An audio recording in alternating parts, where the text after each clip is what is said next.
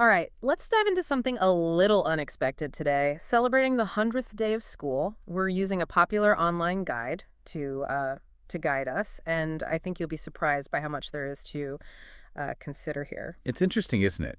This simple celebration really taps into something much, much deeper, this fascination we all have with milestones. Yeah, it's not just about a number, is it? Our guide even mentions how it's a tradition in classrooms now to, celebrate all that learning and progress over the first 100 days. But why do we get so attached to milestones, I wonder? Well, think about it. Graduations, anniversaries, even those little badges you get on fitness apps, Yeah. they give us this sense of accomplishment, a marker of progress. It helps us organize our experiences and understand them. Yeah, and for kids, especially little ones, those little wins can be huge.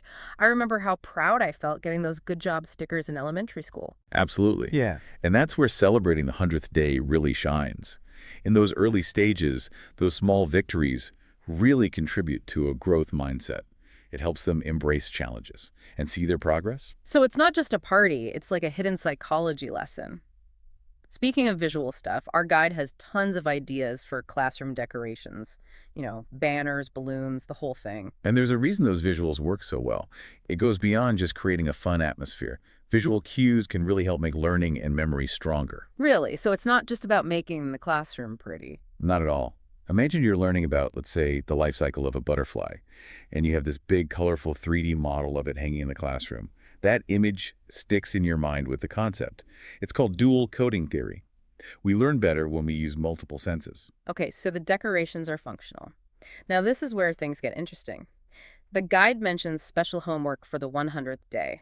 The idea is to collect or build something with 100 items. That sounds pretty simple, hmm but it's a great way to add educational value to something pretty ordinary. You mean it's more than sending kids to find 100 bottle caps? I can imagine some of those collections getting pretty wild. Think about what's involved in that assignment. Kids are learning to sort things, to estimate, to solve problems. And if they're building something, they're using spatial reasoning and fine motor skills. And then, when they show what they made to the class, it builds pride, confidence.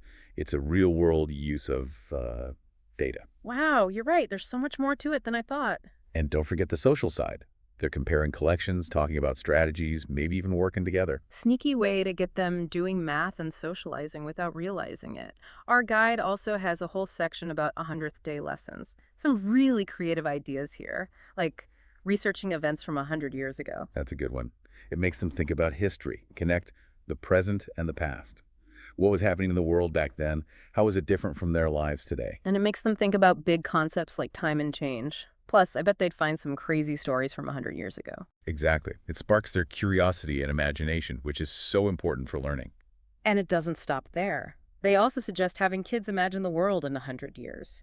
Talk about thinking ahead. It's a powerful exercise. It encourages them to think about how things are going now and then imagine possibilities, that they maybe haven't thought of. Will cars fly? Will we live on Mars? Yeah, it's a chance for them to use their creativity and their problem-solving skills. It makes you wonder if any of their predictions will actually happen. Some of the ideas in this guide are really thought-provoking, but there's also some classic fun stuff too, like counting to 100 in different ways, or reading books about the number 100. Those activities might seem basic, but they help kids understand numbers, patterns, even language. And let's not forget the good old-fashioned fun of arts and crafts and games. I'm picturing those classic classroom activities. Building forts, putting on plays, making those macaroni necklaces. Yeah, those hands-on experiences are really important. It's not just about keeping them busy, it's about helping them be creative. Yeah. And solve problems and develop their social and emotional skills. I'm realizing now that so many of those activities I loved as a kid were actually teaching me things without me even knowing it.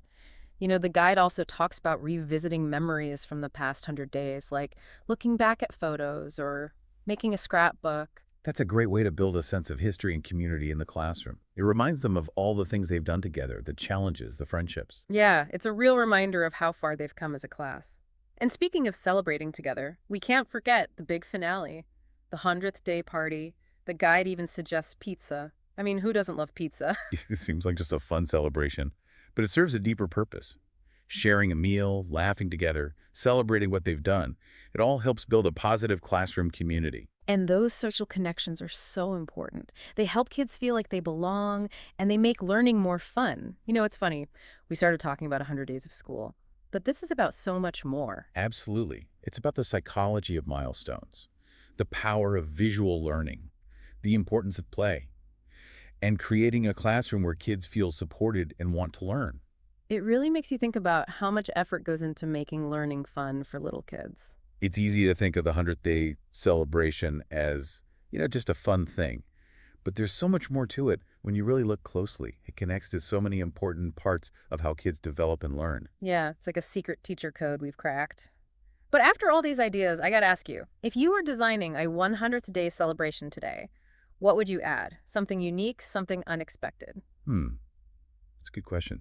I think I'd add a time capsule. Each kid could put in something that represents their learning over the past 100 days, maybe something they wrote or a photo of a project, even a small object that means something special to them. Oh, I love that. It's like a record of how they've grown, and it reminds them of what they've accomplished. Then they could open it at the end of the year and see how much they've changed. Exactly. It adds a way to think back and wrap things up, and it could even start some interesting conversations about their hopes and goals for the rest of the year. That's such a cool idea. Now I wish I had a time capsule from my 100th day of school. Who knows what I'd find in there? Well, it's never too late to start a new tradition. Maybe our listeners will make their own time capsules or come up with other creative ideas for the 100th day. Yeah, we'd love to hear your ideas, so share them with us on social media. You might even inspire some teachers to try something new. It's amazing how looking into something as simple as the 100th day of school can lead to so many interesting connections. For sure. I think the biggest thing I've learned is that celebrating milestones, even small ones, can really make a difference for learning. It reminds us that those early years of school are about so much more than just academics. Yeah, it's about loving to learn, being part of a community, and making memories that will last. Well said. And on that note, thanks for joining us on this deep dive into the world of 100th day celebrations. Until next time, stay curious and keep celebrating.